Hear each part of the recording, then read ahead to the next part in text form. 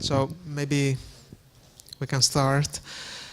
So we are honored and pleased to introduce Professor Stalnaker.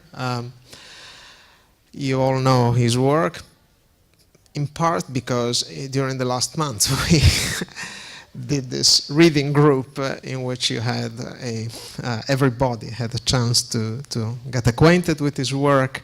And for some of us, it's been, how can I say, constant presence in our mind when we did our research. I still remember end of the 70s, beginning of the 80s, Inquiries, 1984, when Inquiry came out, the sense of excitement that was awaiting this book. And so Professor Stalnaker actually worked on a number of topics. He covered an impressive number of topics, philosophy of language, metaphysics, philosophy of mind, and I'm leaving out a lot of the stuff that he did. And so, what can I say? We're very happy he's here. Thank you. You don't need to use that microphone. Oh, you have already. So I have to turn it off, perhaps. We already. Okay. Good. Am I? Yes. I'm wired and turned on. It sounds like. Okay. So thanks very much, and thanks also to Elisa for arranging this and giving me the opportunity to explore again, continue exploring some ideas that I want to try to develop. Before getting to today's topic, which is mainly going to be sort of introductory and setting up, I want to say something more generally about what I want to try to do over the next today and 4 more days. It was 50 years ago, really fully 50 years ago, that I first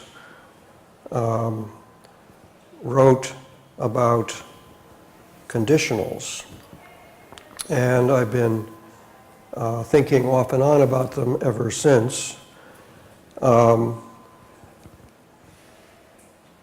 tried in the first paper published in 1968 to solve a problem, but solving a problem is really not quite the right word for it, since it's really still not solved. There are many problems, and one hopes that that we're making progress in the sense of deepening and clarifying what some of those, sharpening what some of those problems are.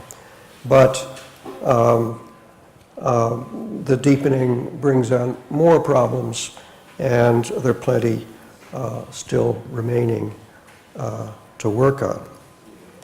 The focus today, during most of the sessions this week will be on counterfactual conditionals, not on so-called indicative conditionals.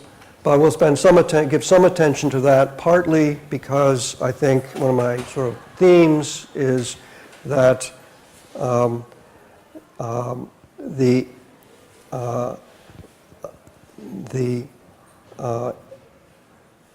indicative conditionals are in a sense more basic, more primitive, and it's a development from them that leads to counterfactuals.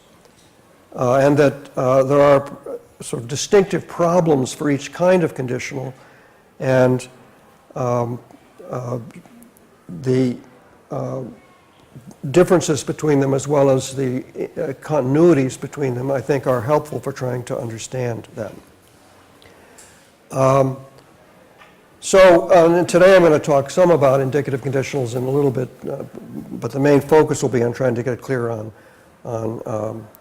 counterfactuals. I should say just a remark about the grammatical terminology that has traditionally been used to distinguish 2 kinds of conditionals, called indicative and subjunctive.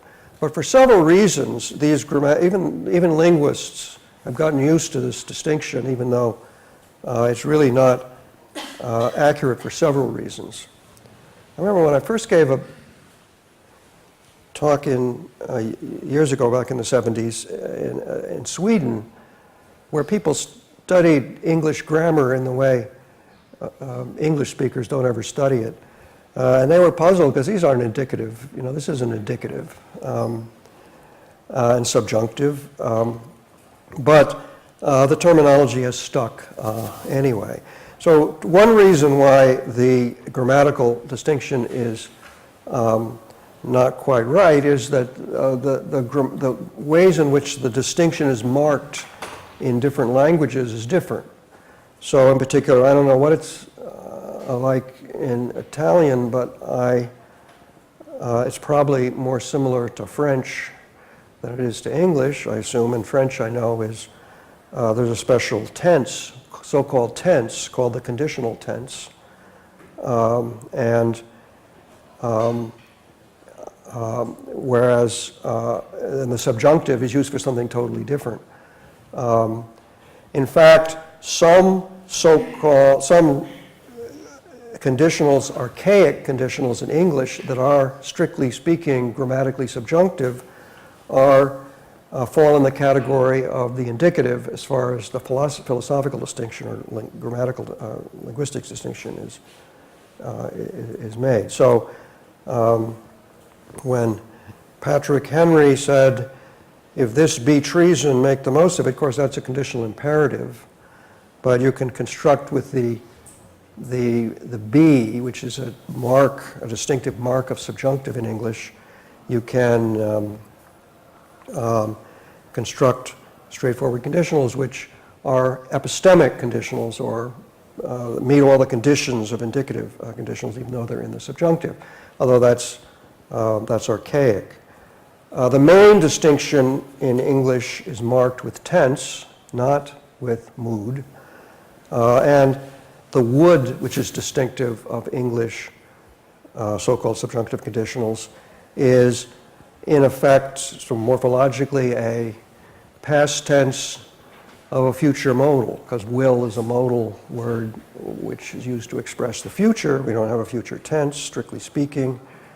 And it's interesting that in different languages, including French and I understand Greek, there's something like the paradoxically sounding past of the future, marked in different ways, but it has that feature in both. So in French, the conditional,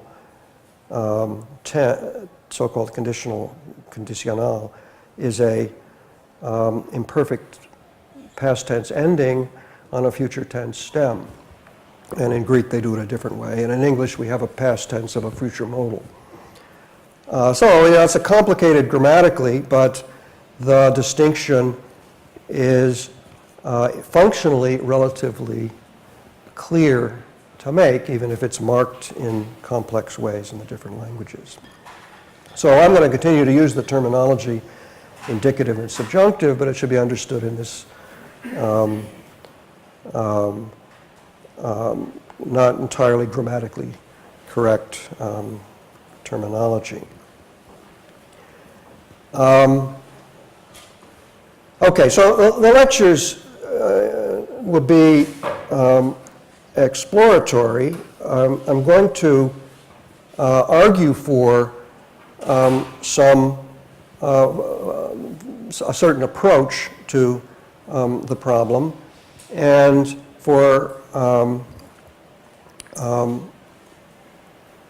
argue against certain other strategies for addressing the problems, and be concerned both with some more methodological issues and some more substantive issues about counterfactuals. But mainly, I'm going to bring out as many problems as I try to solve. Okay, so today I'm going to talk mostly about the contrast between the two kinds of conditionals and potential connections between them. and in particular some of the problems with so-called indicative conditionals. Tomorrow, I'm going to look specifically, spend the time on a certain philosophical strategies of analysis, which I'll talk a little bit at the end today, the reductive strategy, that is the strategy of trying to give a reductive definition or to take some philosophically problematic concept and reduce it or analyze it to unproblematic notions. So that was the traditional empiricist strategy for dealing with counterfactual conditionals, a strategy that David Lewis developed in a quite different form. And so I'm going to contrast Lewis's strategy. Lewis's analysis, formal abstract analysis of counterfactuals is very similar to mine, but his sort of philosophical foundations for the defense of a theory of that kind is radically different from mine. So I'm going to sort of focus next time on Lewis's strategy and more generally the sort of issue of reductive analysis, and argue against it, argue that it's a failed project and in fact has mixed motivations that don't fit together very well. Wednesday, I'm going to ask, so if we can't give a reductive analysis, what do we do? What's the alternative? That is, how does one approach a philosophical concept or a family of philosophical concepts that one finds problematic in some sense, but that are not reducible? In the same time Nelson Goodman was first writing about counterfactual conditionals in the 1940s, Roderick Chisholm wrote a paper with very similar arguments about independently about the same time, arguing against certain reductive analyses, and his sort of conclusion in the end was, well, I guess they're primitive. End of story, right? He said, but somehow the idea that either you can reduce something or you can't, and if you can't, it's primitive, and so we just buy it and move on. So there's got to be some way to approach a philosophical problem other than to provide an analysis. There better be. Many attempts have been made at philosophical definition, reductive or limitative definitions. Few have been thought successful. When you look at the history of the analysis of knowledge in terms of justified true belief plus some little addition that takes care of all the Gettier problems, and that was an enterprise that went on for quite some time until people pretty much gave up on it. But one's got to be able to say things about, I mean, it's not that one says, okay, so knowledge isn't a problem after all. So we have all kinds of arguments for skepticism and various things which show that we need some kind of clarification of the concept of knowledge and its relationship to belief and other notions. And if we can't give a reductive analysis, what do we do instead? So I'm going to focus on Wednesday at a certain strategy. It's a very impressionistic and general strategy, but I'm going to try to suggest ways it can be developed more precisely, which is a strategy of attempting to address what's problematic about the concepts without analyzing them in a reductive way.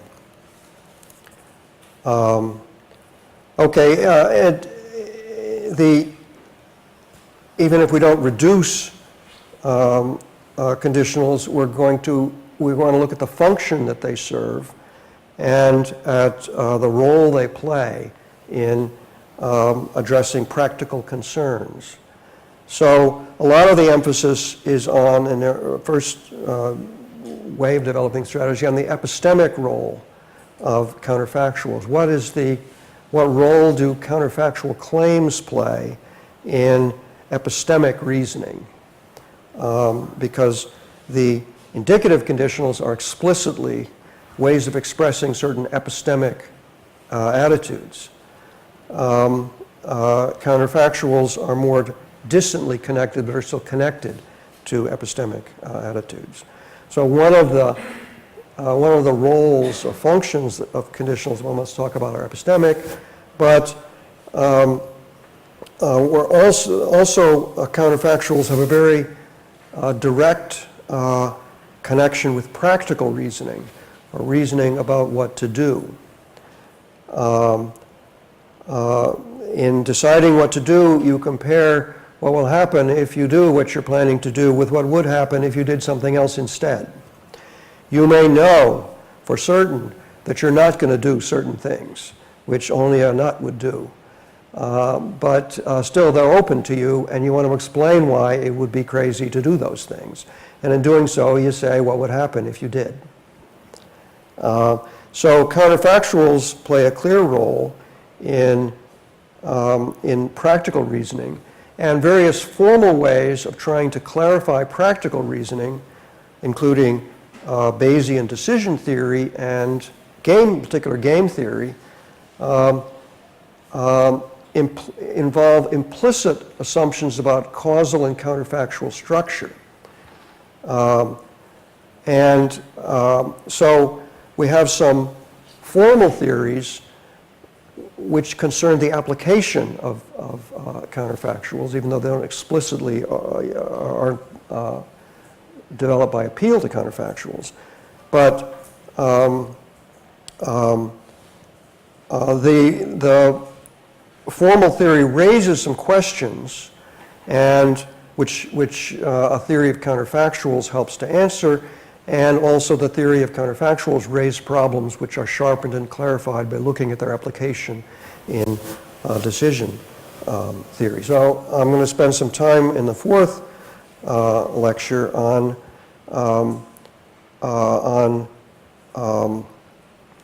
developing and pointing to the sort of counterfactual, implicitly counterfactual assumptions built into the theory, and then at some of the ways in which the different kinds of sort of dispositional notions involved, which have to do with the difference between practical and the knowledge by discovery, by evidence, and so on the one hand, and knowledge by decision on the other, a decision that's crucial to the decision theory and game theoretic framework. So we're going to look at the practical issues, I mean not practical in the sense of having to do with action and decision in the fourth lecture. In the fifth, on Friday, I'm going to focus on dispositional properties. The original thought was, if we had a nice analysis of counterfactuals, original thought which motivated a lot of the early work in the positivist and philosophy of science tradition of the 30s and 40s, was the attempt to clarify theoretical concepts in science, and the dispositional properties, dispositional predicates, were kind of paradigms of the simplest kind of decision that goes beyond direct evidential experience. So it was thought that if we had a nice analysis of counterfactuals, we could explain dispositional properties. But the project of trying to find an analysis of counterfactuals, at least a reductive analysis, didn't succeed. Nelson Goodman later suggested maybe dispositional properties should be approached directly, rather than, maybe the problem would be simpler than the problem of analyzing counterfactuals. And I think there's something right about that view. So I'm going to look at the general problem of dispositions. Along with thinking that maybe they're simpler, part of that was an argument that dispositional properties, in fact, can't be analyzed in terms of counterfactuals anyway, So there are various counterexamples to a counterfactual analysis of dispositional concepts. There's obviously some connections between dispositions and counterfactuals, but what the connections are is less than any attempt of reducing one to the other. So I'm going to look at the general questions, some general questions about dispositional properties and the way they fit into the general strategy I want to defend. But then tying in with the issues about practical reason, I want to look in particular at some dispositional properties of human rational agents, which are connected with evaluating their actions. So the two kinds of, well, there's many kinds, but several kinds of dispositional properties connected with rationality. There are, in the theory, probabilities and utilities representing degrees of belief and degrees of desirability or something like that. So these are properties about what of a belief-like kind and of a desire-like kind. But there's a third kind of dispositional property that's involved in action, and those are intentions. Intention maybe is a kind of belief, some people argue, and it's grounded in, perhaps in some sense, in your desires or your values, what you value. But there's something independent or separate about a decision to do something. It isn't just a direct application of the motivational state, but the sort of a move of forming an intention to do something, and therefore coming to believe that you will do it. So intentions are a distinctive kind of dispositional property. And in the game theory, you have a notion of strategy, where a strategy is like a complex conditional intention, or at least that's one way of understanding what it is. So I'll look at the idea on the last day of strategies in a game, or strategies in a decision problem, a complex sequence of decision problems, as a kind of dispositional property. In all this, we're going to find there's a family of concepts that Hume grouped together under the natural necessity category. A family of concepts which have conceptual connections between each other. And even if we can't find a reductive analysis of something independent, we can perhaps explore the territory of the relationship between these different concepts. Okay, so that's what we'll do on the last day. So conditionals generally, as a topic, form a basis for connecting a range of totally different areas of philosophy. So the issues are metaphysical. I mean, of course, there's lots of semantic issues and issues about meaning and compositional structure and so on involved in the logic of conditionals. But the original problem of counterfactuals is really a metaphysical problem, even though the positivists and logical empiricists who developed the early work in this didn't want to think of it as metaphysics, but it has to do with, it's metaphysical in the sense that what kind of claim about the world do counterfactual conditionals make? What are they saying about the world? And again, the reductive strategy is one that says we can reduce the apparently extra stuff that is said about naturalness, the natural necessary connections between things. We can reduce all that to something more basic.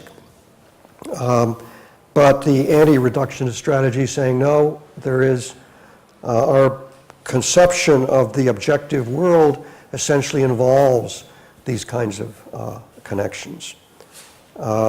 So there are metaphysical problems about conditionals. They're definitely epistemic, the epistemic role of conditionals is on the forefront with indicative conditionals, but there in the application of counterfactuals as well. Third, practical reasoning, moral psychology, whatever you want to call it. These issues are essentially connected with conditionals as well. So we'll look at some of the interaction between those different things as we go. Okay, so today I want to start by exploring two interconnected issues. And the two issues are, first, and this is on the handout. The handout starts with a minimal pair to illustrate the contrast between the indicative and subjunctive conditionals. And this is the original pair of this kind was due to Ernest Adams. This example is due to Jonathan Bennett. If Shakespeare didn't write Hamlet, someone else did. Obviously true if conditionals have truth values. But obviously appropriate to say. The play Hamlet exists. If Shakespeare didn't write it, somebody did. It didn't just reappear out of nowhere. Everyone will agree with that. The counterfactual, if Shakespeare hadn't written Hamlet, someone else would have, presupposing that he did, but imagining a counterfactual situation which he didn't. Here, some people would say this is not only false but impossible. That is, it's essential to a play that it's written by the person who wrote it. Was it Borges who wrote a story about somebody else writing Don Quixote, I think. Yeah. And word for word the same one, but many people would say, no, it's not the same, it's a different one. And you could imagine someone writing Hamlet word for word or something like it, but it wouldn't have been Hamlet, it would have been a different play, since the origins of a play are essential to it. So, but whether you think it's a necessary truth or not, a necessary falsehood that someone else would have written it, it's at least radically implausible that someone should have written the play word for word like that if Shakespeare hadn't written it. Okay, so we have a clear contrast, and it raises or helps to raise two questions, which are the second thing on the handout. What is the relationship between these two kinds of conditionals? Should we give a unified analysis of conditionals with an explanation of the difference between them, whatever it is, exactly however it's explained, as created by some other difference involved in the interpretation?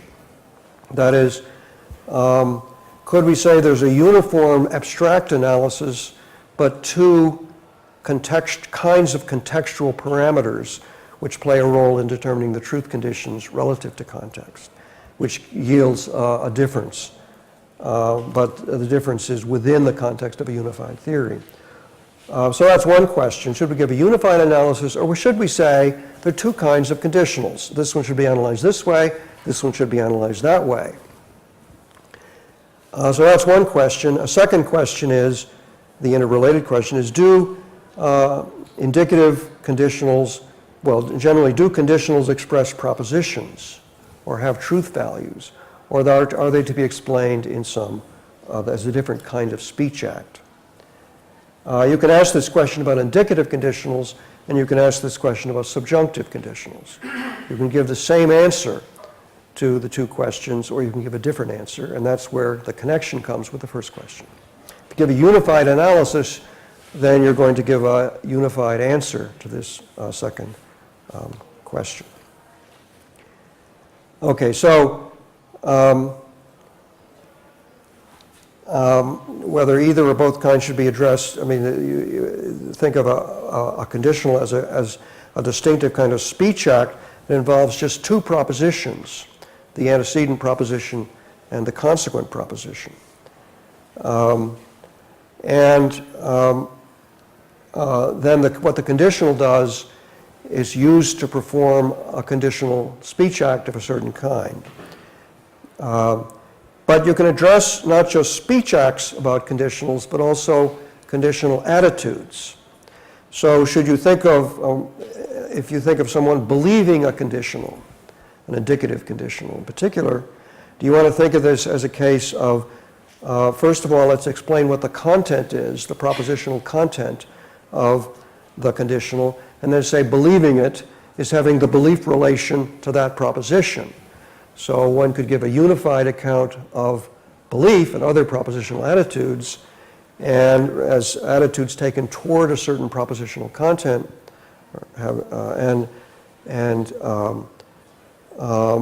so the task of explaining a conditional attitude is the task of simply applying an attitude to a certain kind of proposition. Or you can think of there being distinctive attitudes of which don't take a single propositional content but a pair and express some attitude about the relationship between those pairs. So in particular, conditional probability, where probability is understood as degree of belief, is a doxastic or belief-like attitude which you need to explain in terms of the relationship between two propositions. On some most straightforward applications of probability, a conditional probability is defined in terms of absolute probabilities. It's a ratio of the two, but it's not defined in terms of a probability of a proposition of any kind. It's the kind of thing that gets an absolute probability. Okay, so that's the question. The one question. So I'm interested in one of the reasons I want to try to connect. One of my sort of motivations for looking for a unified analysis for answering the second question in a uniform way, is that I'm interested in whether the relation between the two kinds of conditionals can help us to use each to clarify the other. Second kind of question I'll be interested in is what's at stake in the debate between the debate about whether conditional statements have truth values. I mean, there's a question whether, as I say, we're interested in the metaphysical question of what does a conditional tell us, what kind of claim does it make about the world? But the very idea that it makes a claim about the world is itself subject to debate. Even the ardent defenders of a non-truth conditional account of counterfactuals, such as Dorothy Edgington, the most sort of prominent defender of the no truth value view of both kinds of conditionals, wants to say there's something objective about the world that a counterfactual expresses. So the metaphysical question will still arise, but I think it's the clearest motivation for a truth conditional account that it helps to make clear what that objective feature of the world is. Now, it's well established by our first example of a minimal pair of conditionals, the Shakespeare example, that there is a semantic difference between the two kinds of conditionals in the following sense. To say there's a semantic difference doesn't mean they get a separate semantic analysis, it means that they may get the same semantic analysis with a parameter which determines a different proposition, if it's a propositional analysis for the two cases. But there's a clear semantic difference in the following sense, and again, this is neutral between the propositional and the non-propositional ways of handling the examples, is that the difference between the two kinds of conditionals in some cases are cases where the same propositions seem to be expressed by the antecedent and the consequent of the conditional. That is, Shakespeare didn't write Hamlet, and someone other than Shakespeare wrote Hamlet, or someone other than, someone other than Shakespeare wrote Hamlet. These are propositions that seem to be the same, expressed by the antecedent and consequent of both the subjunctive and the indicative conditionals in this pair. So the component parts express the same proposition, but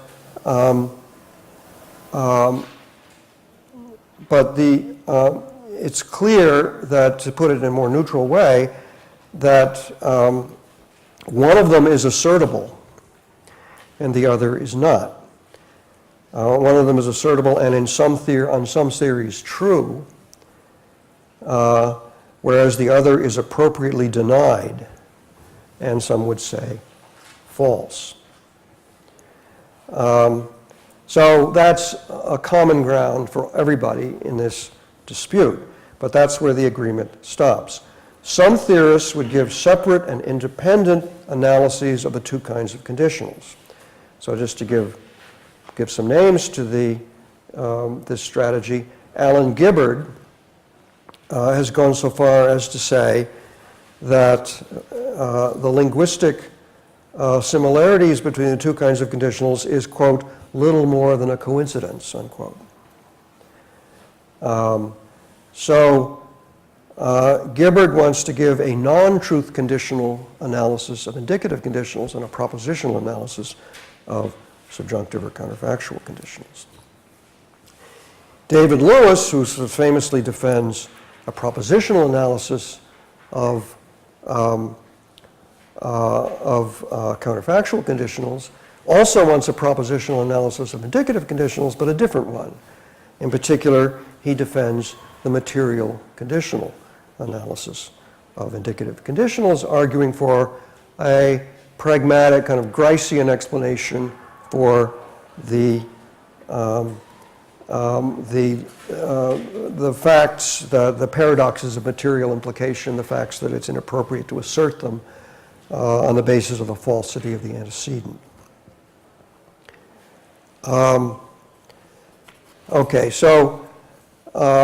That's the Lewis view, and his account of the subjunctive is similar to the one I want to defend, although not exactly the same, what he calls a variably strict conditional analysis, a modal analysis, in terms of that it says roughly that a counterfactual proposition is true in a given possible world if and only if the consequent is true in all of the nearest, in some sense to be explained of nearness, possible worlds in which the antecedent is true.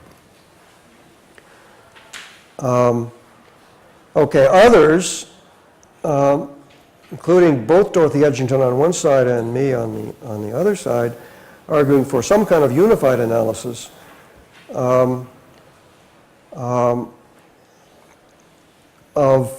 where the difference between the two is, as I said, explained in terms of a difference in a parameter. Now, the two issues, whether conditionals of either or both kinds express propositions and whether the two kinds of conditionals should be given some unified analysis, are connected in the following, at least in the following way. The case for the no truth value analysis for the conditional, the expression of conditional belief or conditional assertion kind of account is strongest for indicative conditionals. The extension of the no truth value or no proposition analysis to counterfactuals is much more difficult and convoluted. But both Dorothy Edgington and earlier Ernest Adams still wanted to defend a non-truth conditional analysis of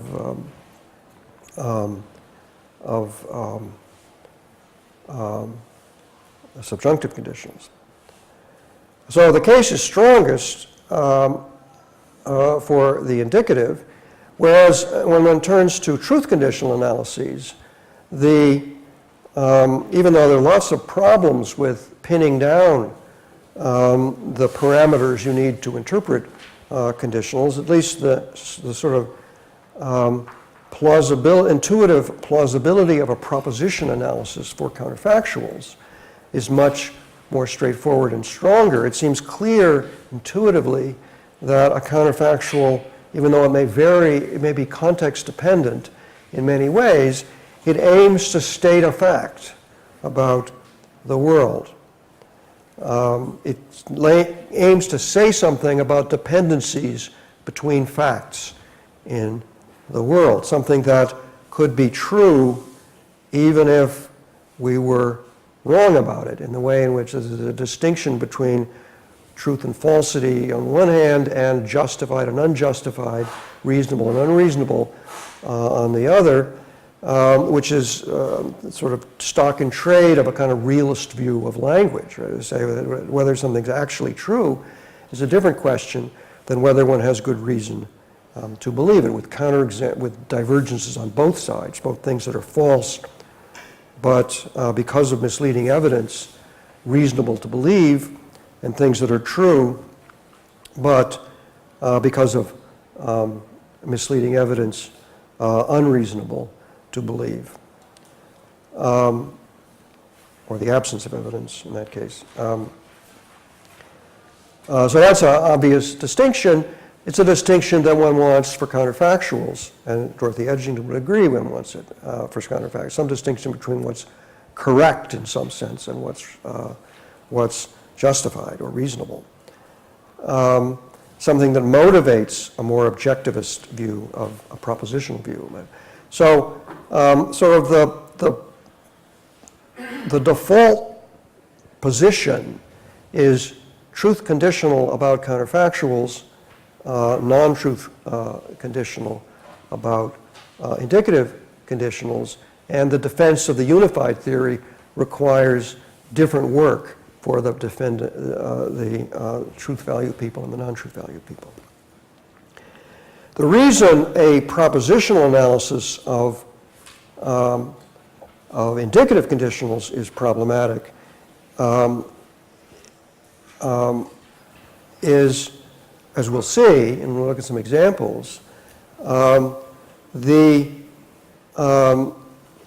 indicative conditionals are not just context dependent, but extremely fragile in the sense that change the context just a little bit, change the epistemic situation of a speaker or the speaker in the common ground of a speaker and addressee, change it just a little bit, and the truth conditions for a truth conditional analysis change.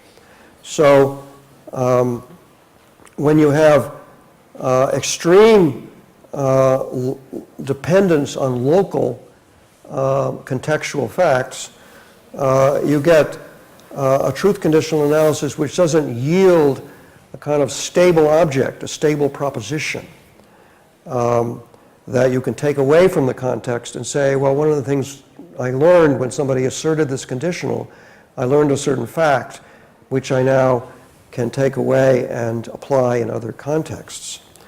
So one could ask, what's the point of a truth conditional analysis if it doesn't yield stable objects with which we can describe the world? So that's an issue which sort of pushes toward a non-truth conditional analysis.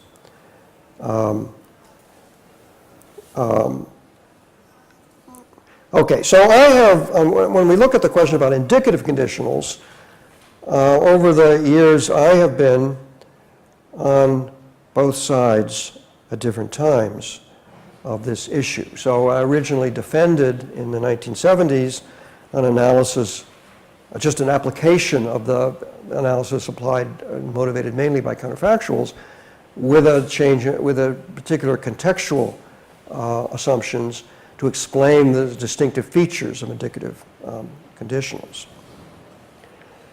But I found Alan Gibbard's arguments against a truth conditional account very persuasive, and later argued that at least in my book Inquiry, at least there's no detachable proposition, nothing that sort of can be detached from the context. So sort of suggesting a kind of non-truth conditional analysis was the best one. But since that variation, it's now my settled view that both sides is the place to be.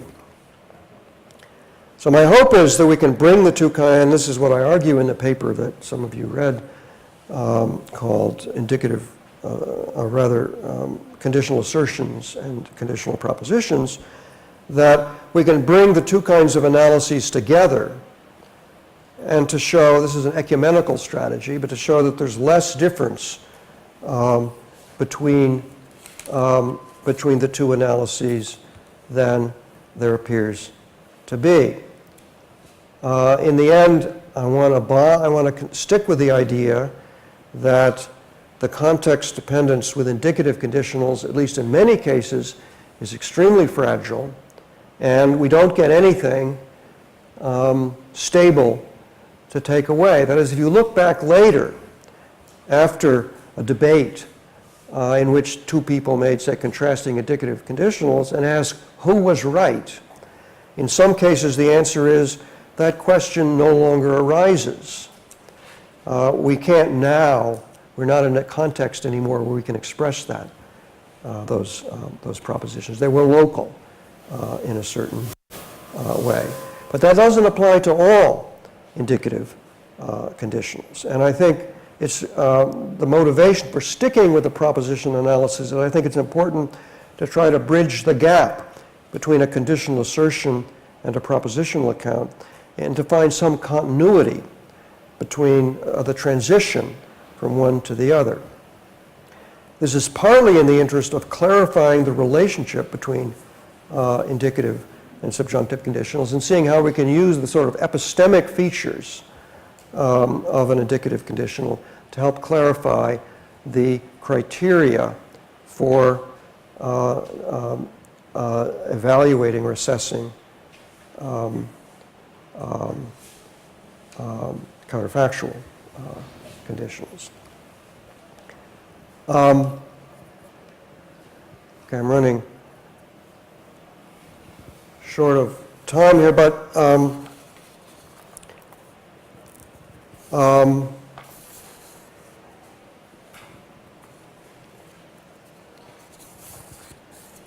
we can give, as this is on the second page of the handout, just to sort of sketch the idea of a specific conditional assertion account and a specific, more specific propositional account, and pose them within a common framework so that we can look more precisely at the relationship between the two kinds of analysis.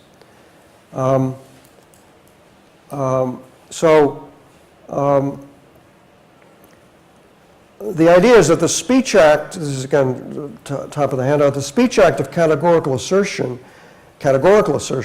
is a proposal, this is on the sort of looking at the Speech Act side of it, a proposal to change the context represented by the set of possible worlds in the context set, which is the possibilities compatible with our common background presuppositions, to change it by adding the information that the content of the assertion, which is the content of the assertion, to the context.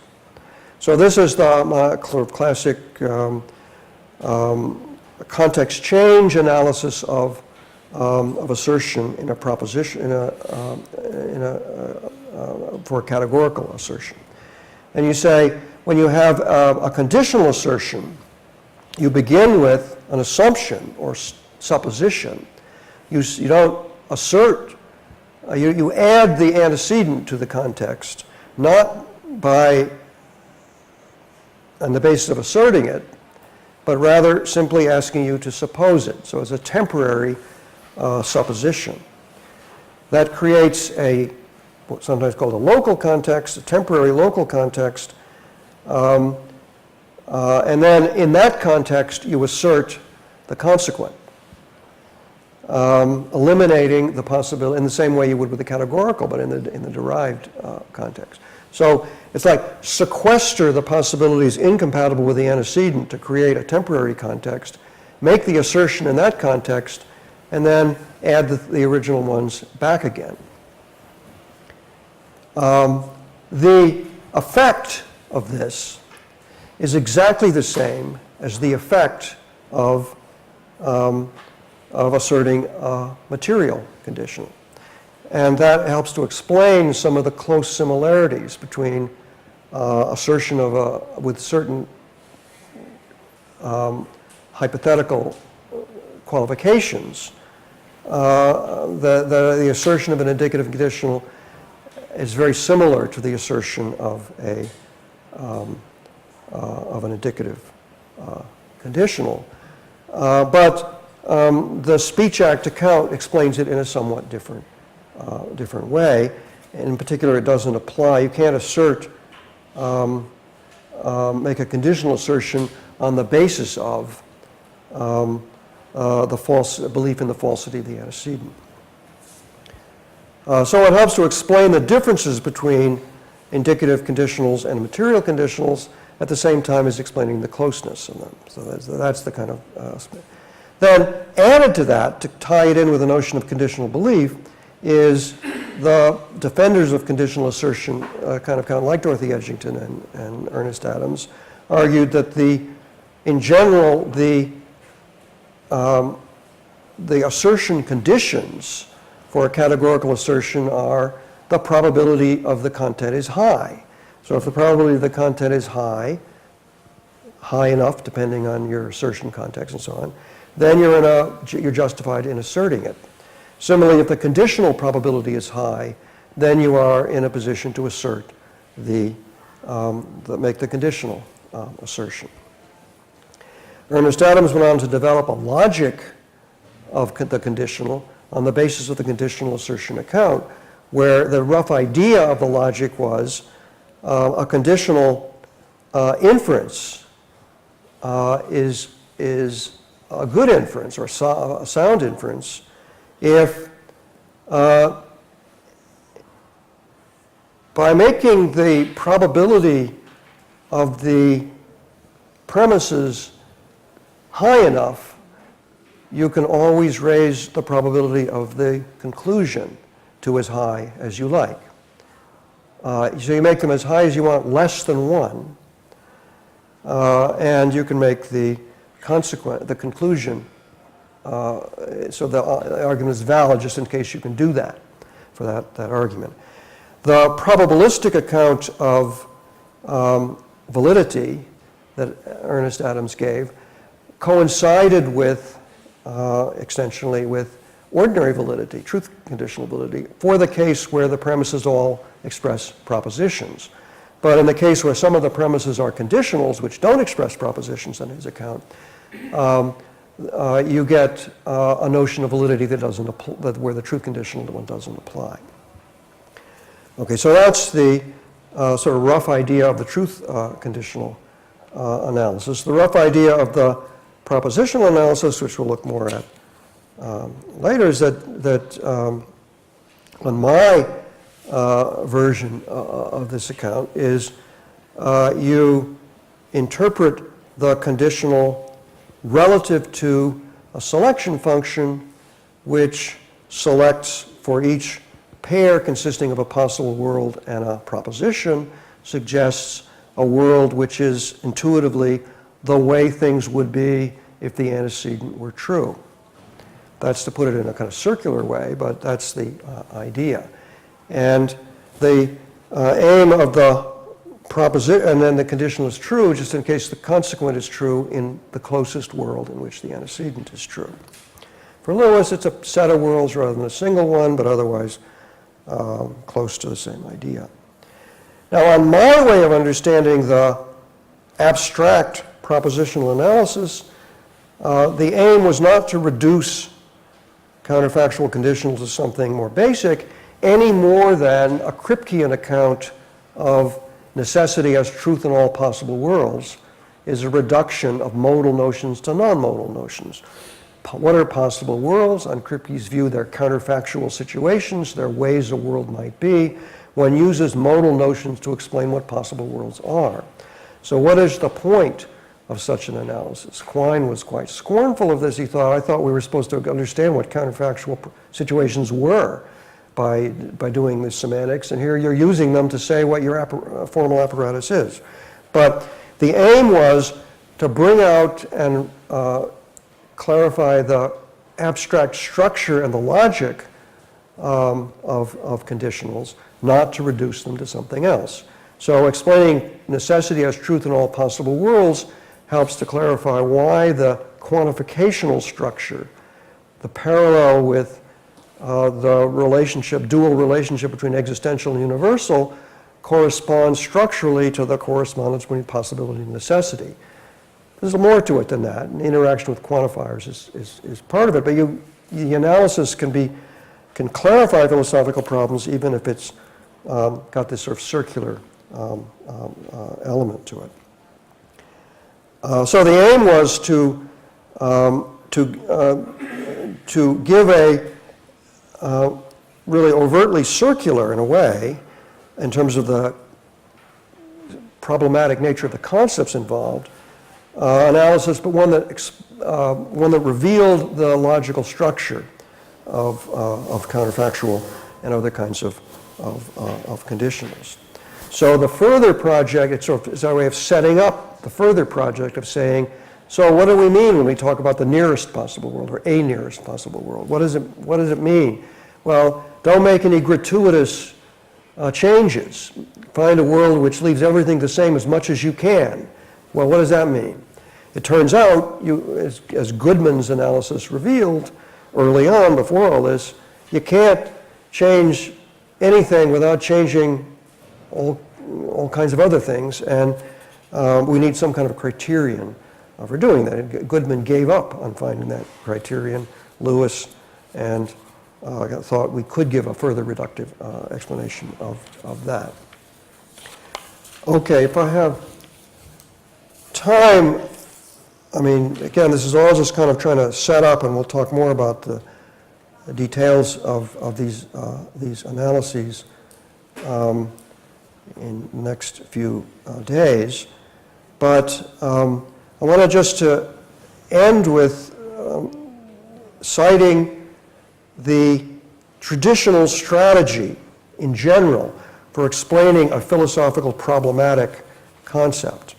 The strategy was, again, the reductive strategy, which is what I'll talk about next time. So this is quoting Goodman now in the sort of middle chapter of Fact, Fiction, and Forecast. A philosophical problem is a call to provide an adequate explanation in terms of an acceptable base. If we are ready to tolerate everything as understood, there's nothing left to explain. While if we sourly refuse to take anything, even tentatively, as clear, no explanation can ever be given of anything. What intrigues us as a problem and what will satisfy as a solution will depend on the way we draw the line between what is already clear and what is in need of what is already clear and what needs to be clarified. That should be clarified, not qualified. So in the absence of any convenient and reliable criterion of what is clear, the individual philosopher can only search his philosophical conscience. This talk of conscience is simply a figurative way of disclaiming any idea of justifying these basic judgments. But this seems to me to give up too soon on the explanation of why something is problematic. Even if a general criterion of drawing this line might, one might expect some, even without a general criterion of drawing this line, one might expect some account of what it is about a particular concept that makes it philosophically problematic. But one of the virtues of reductive analysis, if you give a reductive analysis, I don't know if it's really a virtue, but if you give a reductive analysis, you don't have to explain why your problematic concept was problematic. It's not problematic anymore, so long as the things you reduce it to aren't problematic, because that's all that's left when you give a reductive analysis. So reductive analysis is a way of solving problems without saying what the problems are, without the need to say what the problems are. But we can say more. You have to say more if you're going to solve it in some other way, and we can say more about it. The empiricist tradition, you find, is skeptical about objective modal concepts, natural necessity and possibility, in contrast both with subjective modal concepts, which are explained in terms of, in terms of belief and sort of attitudes, subjective attitudes, on the one hand, and semantic modality on the other. Modal concepts are to be explained in to use Hume's language, in terms of relations of ideas, not matters of fact. They're not in the world, they're in the mind. Semantic connections. So one can, the idea of the skepticism that lies behind the empiricist project is rooted in the judgment that necessary connections in nature are not observable. One can observe what happens, but not what has to happen in any sense of must. What must happen in any sense of must. One can observe regularities in nature, but not connections between facts. The empiricist project, then, is to explain empirical modality by reducing it or factoring it into logical and semantic modality on the one hand, and modal matters of fact on the other. So next time, I'm going to start by looking at the specific project of reductive analysis developed by Nelson Goodman in the 40s, at why it failed on his own terms, why he regarded it as a failure. But Lewis came along and said, we can do better. We can accept the demanding requirements of reductive analysis, but with richer tools, we can still succeed in reducing natural necessity to mere matter of fact. So I think that's a misconceived project, and that's what I'll argue for next time. So, thanks.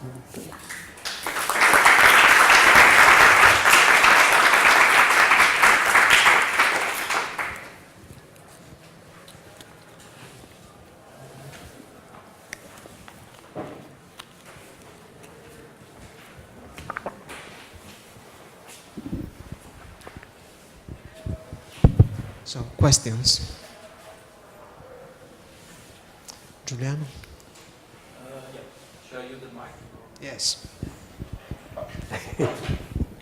Yeah, thanks. I was just wondering whether you could say something more about this analogy between the analysis of modality in the Kripken framework and the analysis of conditional in the propositional way. Because, I mean, it seems to me that there is intuitively this difference. So you point out that circularity is not a problem in the Kripken analysis of modality. In a sense, one could understand this by understanding the whole framework as a framework in which you don't really have an analysis. You just have you buy into a primitive concept and then you use some other framework to explain the behavior of this concept or something like that. Maybe if we want to call it that an analysis or not, that's probably not really interesting. No, good. No, you're good. I think so.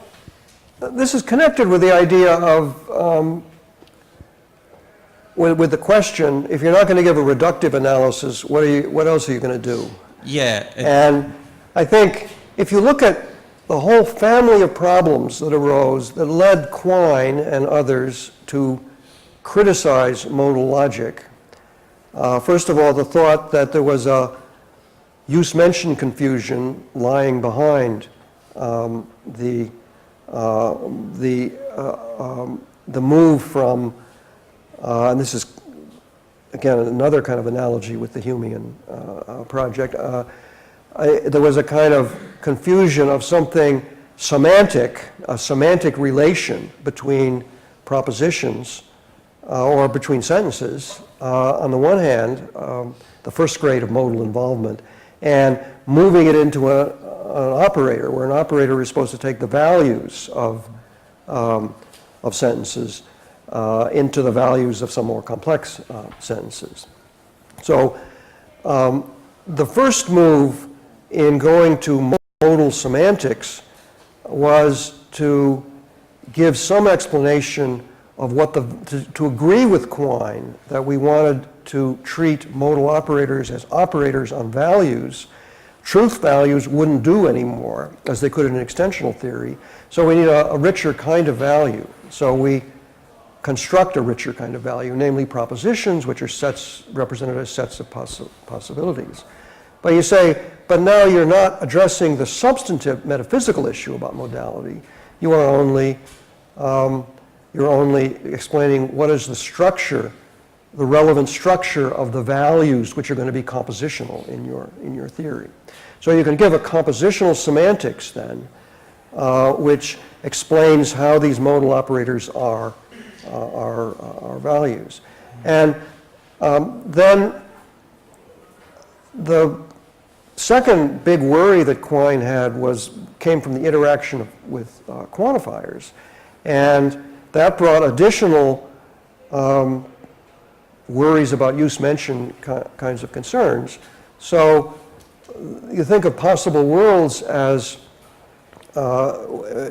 ways things might be which have you have to do in your semantics for a possible world what you do for the world in an extensional theory. So you say, well, we need a domain of individuals. And that raises philosophical problems about what is the domain of individuals, but you can separate those from the technical problems of saying, so how exactly do the semantic values work when we combine the quantifier theory with the propositional modal theory? And you had then a lot of the puzzles, say about, bicyclists were essentially two-legged, but not essentially rational or something like that, human beings are bipeds. I don't know. So these sort of puzzles are the puzzles about the essential property of being a number and not the number of planets and so on. So all these puzzles, referential opacity puzzles, they weren't sort of reduced to anything, but they were clarified. And you could explain why certain, exactly where does an inference go wrong to a fallacious conclusion in one of the kinds of arguments Quine was taking as reductio ad absurdum of the thing. So again, the logical structure then helps to reveal this. And the same thing that goes on with counterfactuals. So in particular, it's an interesting fact that Goodman, and we'll talk about this next time, but he gave a circular analysis, mainly as a kind of, at the end of his article about counterfactuals, really as a kind of rhetorical way of giving up. So he said, well, maybe we should make this move. And then he introduced what he called, what he thought of as a problematic notion itself into the resources for explaining counterfactuals. But now our analysis is circular because we've used this notion of cotenability, where cotenability of the relevant conditions and so on is a matter of counterfactuals. And you say, so that's no good. And he said, so he gave up. If he'd taken one more step, you could have say, circular analyses don't necessarily say nothing. In fact, the cotenability analysis developed in certain ways yields a logic of conditionals, which is pretty much like, depending on exactly the details of how you do it, with the logic that I had and that Lewis came up with. So if Goodman had thought analysis isn't the only thing, but revealing logical structure is a helpful notion, then he might have gone in a quite different direction. But in fact, his way of proceeding after giving up on the reductive analysis is quite a different. May I just, I mean, yeah, I mean, I think my worry was that there might be so different with the two cases. So, so in the sense that in the case of just the modal notion of possibility and necessity, one might think that we sort of have like an independent pre-theoretical grasp of what could be a fact to be a necessary fact or a contingent fact, or maybe a property to be such that being instantiated in a contingent way rather than a necessary way. Whereas the notion of conditional seems more like inherently relational and inherently conceptual in a way. So if it's more inherently conceptual, it looks like that.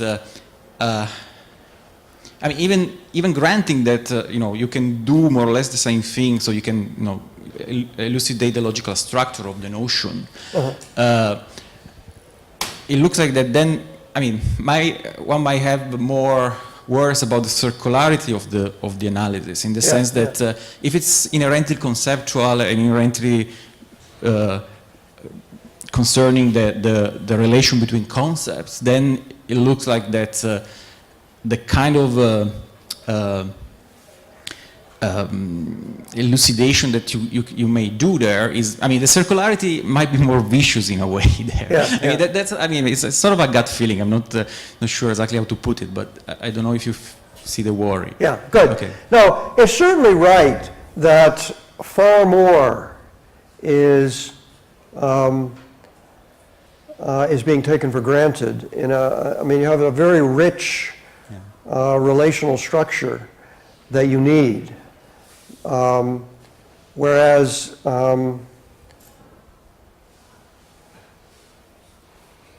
a space of a possibility space as an abstract notion is in some ways more familiar. I mean, it's something that's part of lots of other, it's sort of and it's much more minimal, and it's of course presupposed as well by the conditional and by any probability notion. So if you say a probability space is a space of possible worlds, so it's a much more,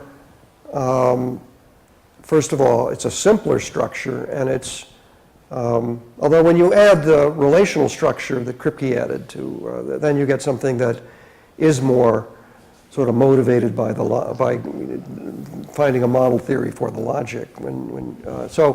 But sort of a straight S5 modal logic is a pretty simple structure, whereas conditional logic is a much more complex. But the general strategy, and this is a strategy which we'll see in decision theory as well, if you ask the question, what do we need to take for granted in order to make sense of this?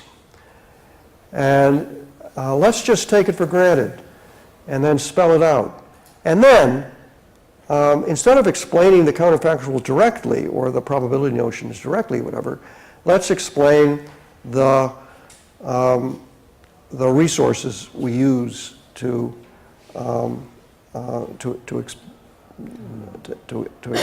explain it. So, in decision theory, you say, well, you don't have a decision problem until you have degrees of belief and degrees of utility, right? You don't have a game unless you have all this elaborate structure. And once you have it, then you can ask, so what should you do?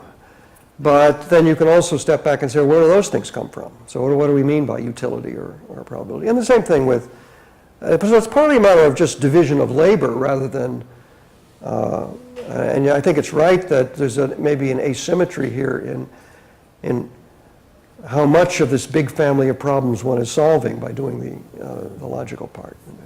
Thanks. Is I wanted to ask for an example of a fragile indicative conditional. In particular, you said that in certain cases, a question about the content of the indicative conditional cannot be raised afterwards. I wanted an example of this kind of condition. Yeah, so one of the examples most discussed in the literature on conditionals is the Alan Gibbard's famous example of the Mississippi riverboat, and we'll talk more about this one of these days anyway. So you have a case where, and it's really a case where you have two people with partial information.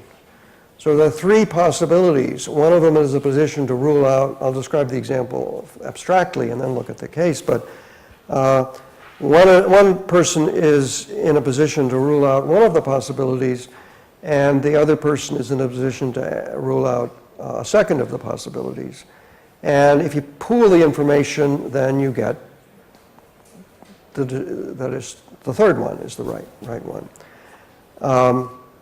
But one uses conditionals to express the information. So the story is Sly Pete is playing he's a crooked poker player on the Mississippi riverboat, and he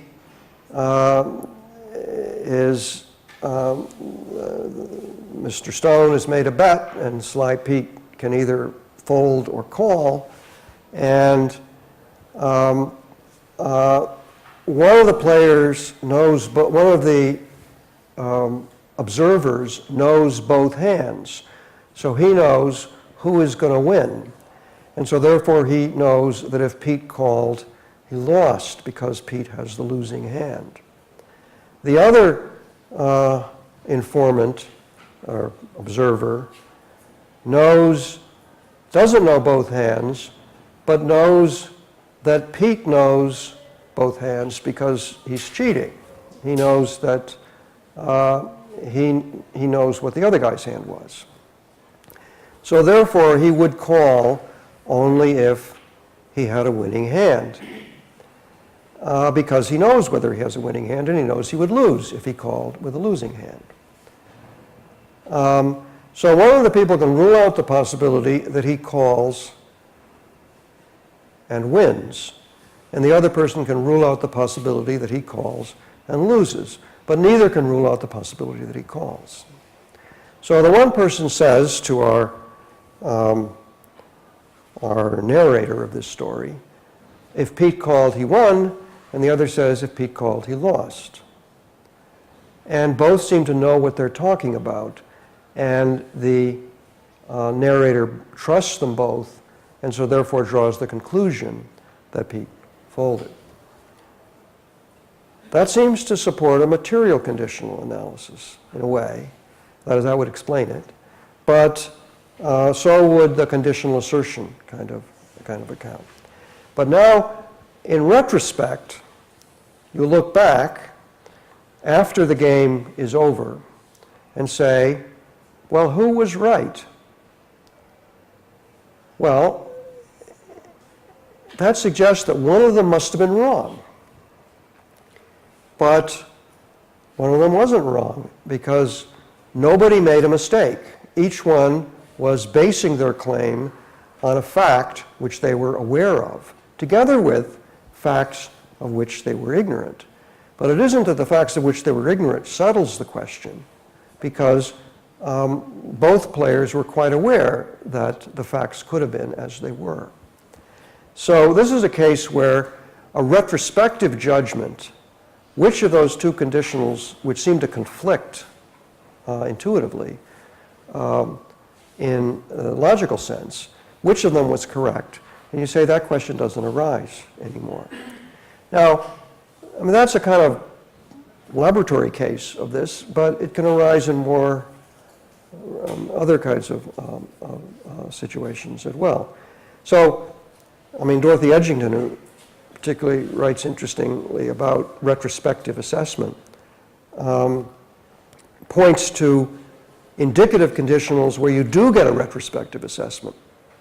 And these are the cases which contrast with the main case on the handout, the first case on the handout here, which is a case where indicative and subjunctive seem to express very different propositions. She wants to say, in many cases, somebody makes an indicative conditional statement, and then retrospectively, we say, as her example, which is an example where there's a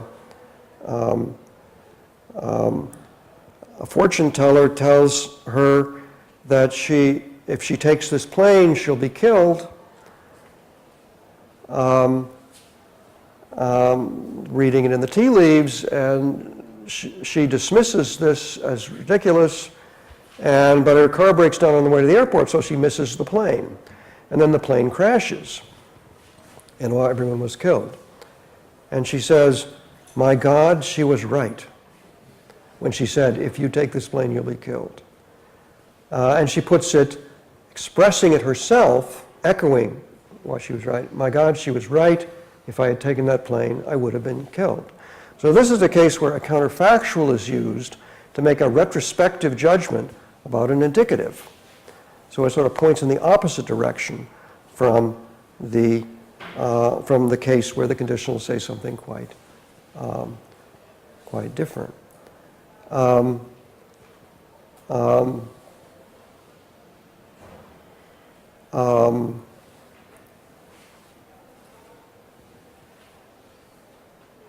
With a Shakespeare example, it would be hard to come up with a case where a retrospective judgment might yield something different about the indicative, but because it's so perhaps a necessary truth. But they're similar. I mean, on most indicative conditionals, you could contrive a case where it would be like that. Is that? I was thinking whether there is a way, even retrospectively, to question the correctness of the assertion. So even in the case of the Mississippi River boat, there is a way in which retrospectively we can say that both were right or were correct. So in a sense, the problem seems to be that you cannot always express the same content of an indicative conditional with a counterfactual conditional afterwards. Is that right? Yeah, that's the one thing. Right. That was just the point. I see. But it's also, I mean, it's right, though. I think you could say retrospectively about this case, they both were right. Right. So. But then you need to say, but what proposition was it that they both were right about? Don't tell me what proposition was expressed in their context, because we're not in that context anymore. I want to know what proposition it is. So the idea that there's a detachable proposition. So you can still assess people for being, but the contrast between being right and being justified or reasonable is harder to draw in some cases with a retrospective assessment. In other cases, it's not. As in Dorothy Edgington's example, it's you have a very clear distinction, as she recognizes and talks about, between being reasonable and being correct. So it's supposed to be a story where the speaker, the fortune teller, was wholly unreasonable, had no basis, no legitimate basis for saying what she was saying. But it still was true. Well, she doesn't say true. It still was correct. And I'm going to say true. Yeah, if I can, well, probably we cannot express the same content with a simple conditional afterwards, but we can explain, for example, why the two people were correct, and as they, given what they know, in that situation it was correct to say what they said or something like that. So in a way we can refer to the content referring to the previous context. Right, yeah. Or something like that. Is that correct? Right, I think that's right. So if we just look at truth values, then you might say what each said was true. But I say, well, what did each say? What was the proposition? That's more difficult. And this occurs not just in conditional cases, but in a lot of cases. And I think that one of the interesting, our paradigm of context dependence, the easy kind, is pronouns and indexicals and things. So you can say, it's very easy. I mean, my saying I was born in New Jersey is local to me, but one can say, well, there's a proposition I gave you when I told you that, something you can take away. You can't use the sentence I used to say it, because you'd say something else if you said, quote, I was born in New Jersey. But you have other ways of referring to me, and not only did you acquire some information, but you acquired exactly the information that I gave you. So I expressed a proposition as a function of the context, which included the speaker, and you knew what the context was, and so you got the proposition. So trying to extend that paradigm to richer domains of context dependence is much more difficult. And this comes up with lots of contextualist theory. So there's a problem if you're a contextualist about knowledge, and you change the context in a certain way, it's more difficult to detach the proposition and say, even though you can say when the person claimed to know, they were correct in that context, to say, well, what was the context and what is the proposition in your context? How would you express it? So this is a general problem with the sort of fragility of context-dependent expressions. Sometimes the proposition is quite robust, even though the contextual connection is tight, but other times it's much more difficult to detach a proposition. So that's the main idea. Does it have to do with the distinction you made between justification on the one side and correctness or truth on the other side? Is fragility connected to this distinction or not, in your opinion? Yes, well, in the case where, as in the story of the gambling riverboat, you make it easy by making all the assumptions, presuppositions that people are making correct. So being justified and being correct sort of go together. But there are examples where somebody is making a false presupposition and saying something that was justified. Given their false presupposition that the antecedent together with that false presupposition implied the consequence, so they were justified and reasonable in making the inference, but the presupposition itself was perhaps a reasonable one, but not a true one. And so then you say, so was what they said literally correct? And sometimes one wants to say no, and other times one wants to say the question doesn't arise, I think, whether they were correct. I see. Thank you. Other questions? Yes. Thank you.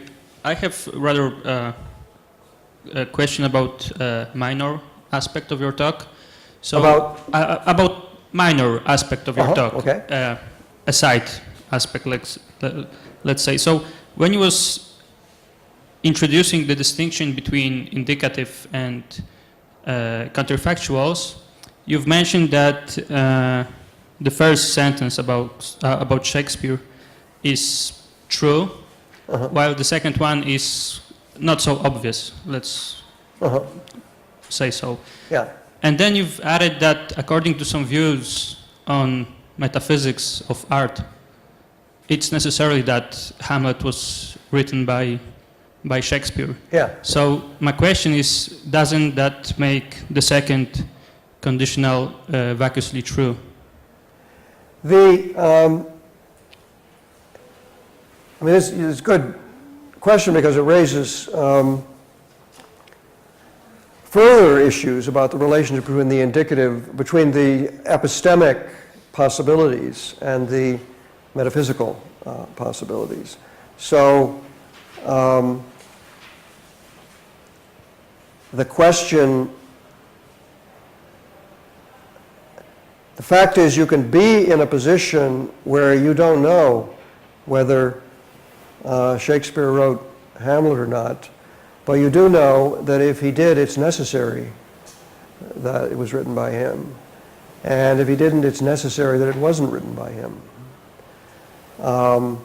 So how can I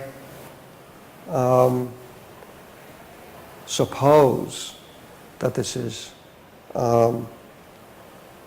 true, that someone else wrote, that Shakespeare didn't write Hamlet, if in fact it's false? And of course that's a much more general problem about how we make sense of suppositions or assertions which turn out to be necessarily false. And you need a story to tell about that, and it's a general story about, and this is of course connects with Kripke's whole way of distinguishing epistemic from metaphysical questions. And all of those issues enter into the distinction, all those issues about the difference between epistemic possibilities and exactly how you explain the relationship between epistemic possibilities and metaphysical possibilities. All those issues will play into a more specific way of dealing with these things. But on the surface, at least, again, you push deeper, but I think I'm an advocate of Quine's remark at one point that the idea that you deal at different levels with different problems, and sometimes you take for granted concepts you find problematic, saying we'll have to explain away on a deeper level this. But I think the idea to take epistemic possibilities for granted on a superficial level, even if in the end we have a philosophical problem about how you explain what a metaphysically impossible but epistemically possible situation is. What are we talking about? Because there aren't any, So semantically, in terms of understanding the content of what we say, we want to connect our suppositions and assertions to the world, to the way the world might be. But if they are in fact impossible, there's no straightforward way to do that, and that's the general problem. So it's a good issue, and it connects up with a lot of other things.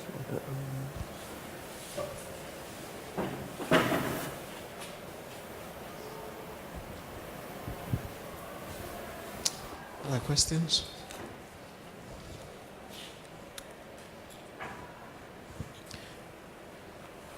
So I have one.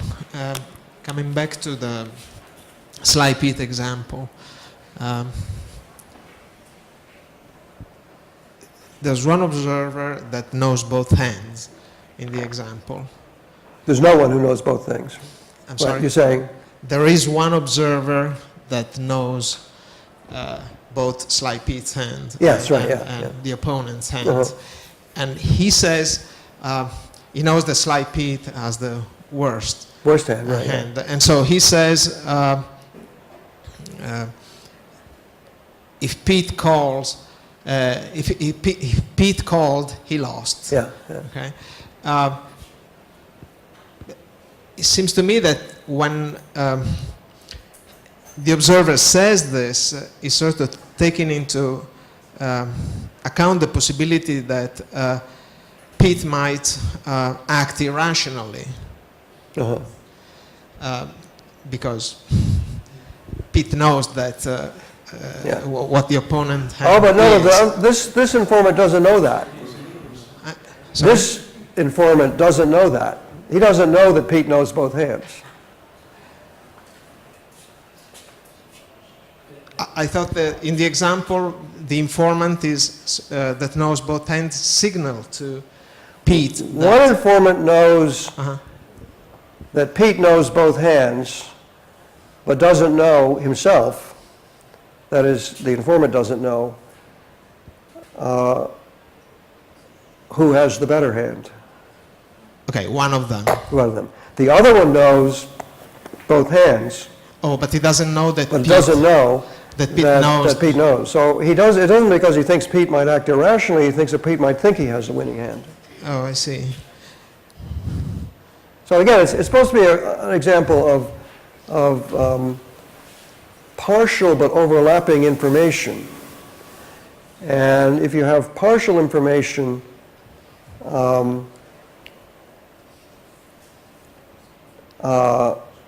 that justifies the adding the other piece of information as a supposition, and then you have both pieces. And then you can draw the conclusion, and the other person has another, and he adds the supposition and gets a different, because the supposition is false. So, but you quoted this example as a case that is somehow supporting, or at least going into the direction of the conditional assertion view. Right, yeah. And so this seems to be a particular case in which the proposition expressed by each observer in saying, if Pete called, he lost, if Pete called, he won, seems to be dependent on the information state of the observer, of each observer, right? Yeah, I mean, yeah. And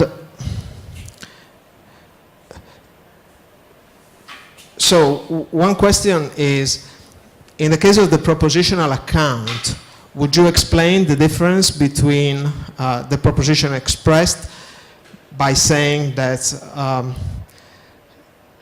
they assume the different notion of what is most similar to the actual world because of their state of information? Yes, good. No, so the example is extremely cleverly contrived to try to make it the case that the context in which each of the informants says what they say is the same. Because the context is the shared information between the informant and the narrator, the one who's getting told this information. So the story says the narrator doesn't even know which message, he gets a written message, comes from which person. So these two messages arrive in exactly the same context. And that was Gilbert's reason for saying you can't get out of this with contextual. So, and it does raise a very good challenge. And I think the upshot is we need to add, and this is something that's not clear in the paper that I wrote about this ago, but it needs to be added to make the point, nail the point down, that the conditionals, the indicative conditionals, are to be interpreted prospectively.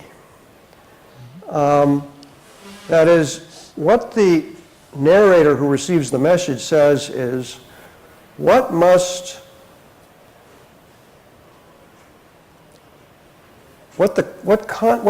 this posterior context be to make this message correct? So I say, I trust this person, and his message is based on his knowledge. So he is proposing that we eliminate the possibility in which he called and won, or the possibility in which he called, he lost.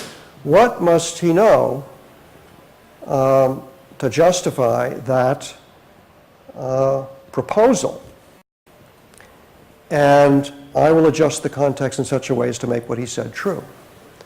And he does that for the first message, then he goes back to the original context and does it for the second message.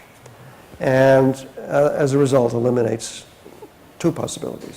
So, but that's an extra twist in the story that you need, and I think that's, so you're raising a, I mean, there is a problem with the assumption that the context is the same. And that's, so it's not only that you have fragility of the context, but it's that the, I mean, the way Gibbard would put it, and the way I put it originally in accepting his result, is the,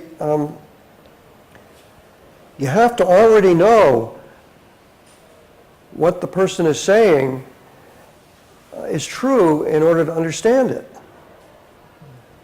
But it's like, you know, you're in a dark room and you say, where are you?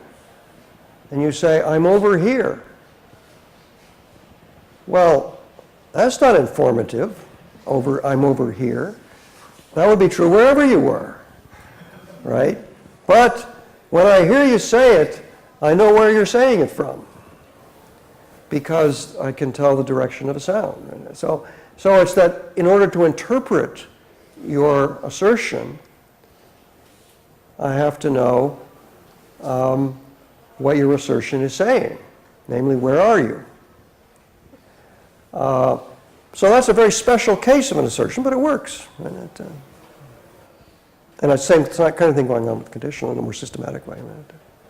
Does that make sense? So, but what I wanted to know was whether, I mean, you actually think that the way you would solve the slide pit problem would be by allowing that the similarity relation, the selection function may be different from speaker to speaker. Right, So, okay, so if I can go on. So my next question is, the conditional assertion account certainly introduces the matter of degree of belief when you're making an assertion. So in a sense, it seems to be more amenable to deal with this problem. On the other hand, not every version of the conditional assertion account would be able to deal with it, because if the norm that regulates conditional assertion is that the degree of belief shared by the conversational participants must be high, then the slide pit example would still be a problem also for the conditional assertion, right? So there's an extra step there that the conditional assertion account has to make in order to take care of this example. Good, right. Well, that the propositional account needs to make an extra move, right, So, right, and in general, one of the problems with, that arise with some of these examples is a conflict between, I mean, there's a question about the individual speaker's beliefs, and then there's the common beliefs. So, the context is supposed to be the shared information, but the basis for making a conditional assertion is the individual's beliefs. So it may be shared in the prior state that probably Pete had a winning hand or something like that. And yet somebody else knows probably he has a losing hand, and he says that, then the probabilities change. And the way that, I mean, it's a the notion of the interaction of individual degrees of belief and sort of some shared degrees of belief is a problem lots of people now are thinking about, but it doesn't, it's in my notion of common ground, I never sort of had a notion of a common degrees of belief, but one has to bring that into the story as well. So that's right. And in general, whether it's degrees of belief or not, I mean, the idea that my epistemic priorities maybe, it's not only my individual beliefs are different from yours, but my epistemic priorities may be different from yours. And then what are our shared epistemic priorities? And that's when, in particular, when communication involves these epistemic notions, not explicit talk about belief and knowledge, but things that express belief and knowledge, such as epistemic modals, then you're going to get lots of potential, lots of problems with exactly how to fit together the individual's overall epistemic situation with the context, the presumed expectations in the context. And again, I think, there's a lot of focus now in literature, linguistics, semantics literature, and pragmatics and semantics about epistemic modal statements, might and must, epistemic must and epistemic might. But indicative conditional is an epistemic modal, and so all the same problems arise for them. And again, just as we have counterfactuals and indicatives, we have modal notions, necessity, must, an interpretation of must and couldn't, and so on, which are so-called circumstantial, and those that are epistemic. And the relationship between those parallels the relationship between indicative and subjunctive conditionals. Okay. Other questions?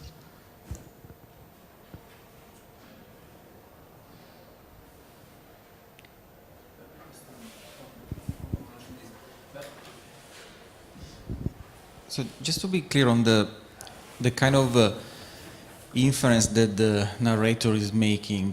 So you said he doesn't even need to know who one is speaking. So one is writing the. So who is writing which note, right? So Right. And that's, so that's assuming that the kind of inference that it is making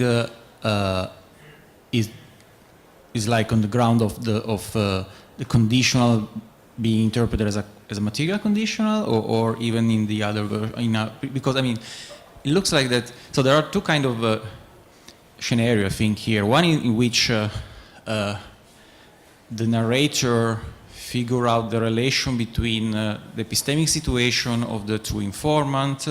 Even if he doesn't know which one is which, doesn't matter, and compare with the note, and then derive the conclusion that Pete folded, right?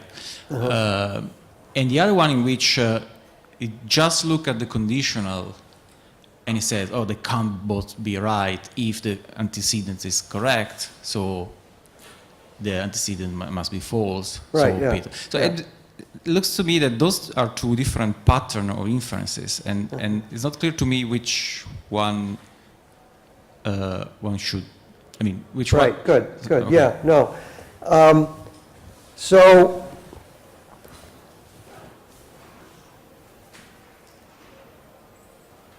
of course, you can consider the situation where he just got one of the messages and say, how would he reason then?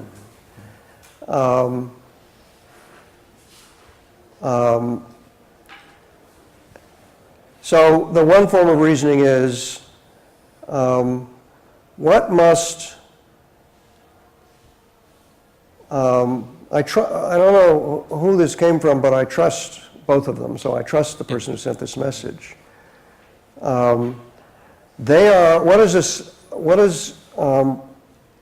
they are in a position to rule out when you say if A then B, you are in a position to rule out the possibility that both A and not B.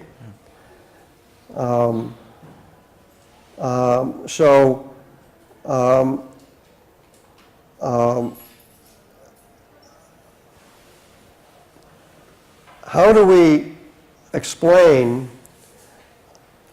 I mean, it's clear enough.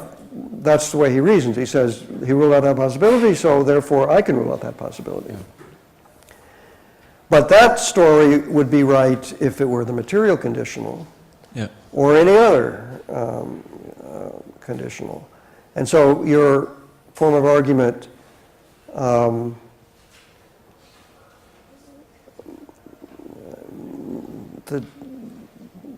you see the one message, you rule out the one possibility, you see the other message, you rule out the other, and you're left with the third. But then one can ask, how can one fit, if one's giving a propositional analysis of the kind that I want to give, how do you fit this in? How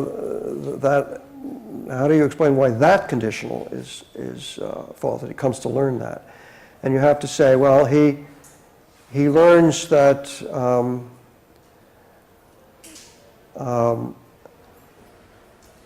in the context as the speaker proposes it should be, is recommending that it be, this conditional is true. So you say, what must the context be in order for that to be correct? It must be a context in which this possibility is ruled out.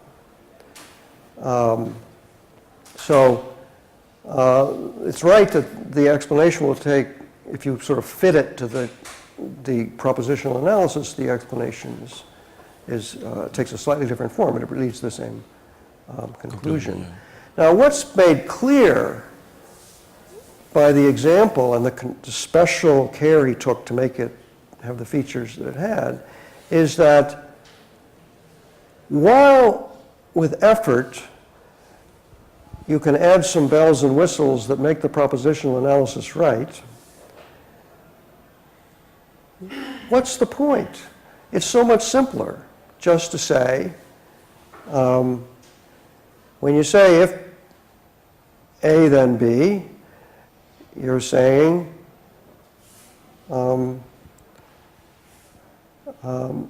assume A, rule out all but B, then add A back in again. That's all you're saying. Right? It's just a conditional assertion account. And that's right, I think. So one needs some reason why one should impose a propositional analysis on that kind of example. And the reason is, that is the argument, we want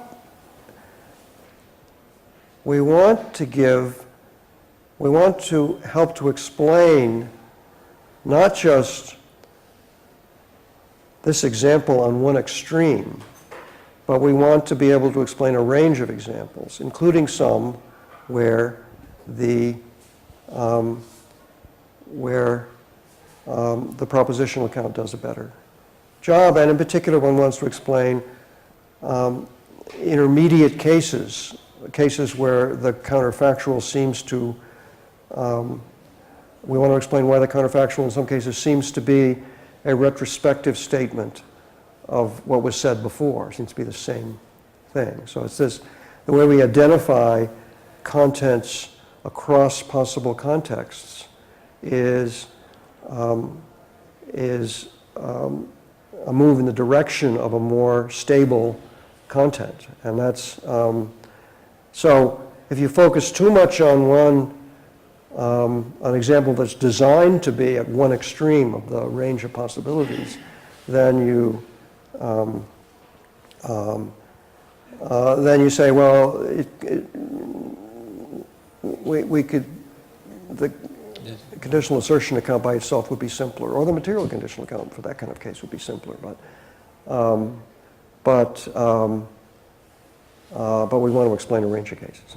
And we'll see more how when we look at some other okay, thanks. Mm-hmm. More questions?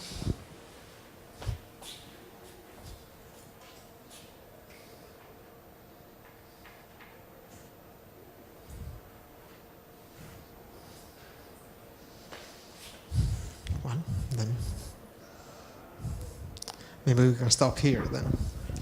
Thank you. Okay. Thank you. Thank you.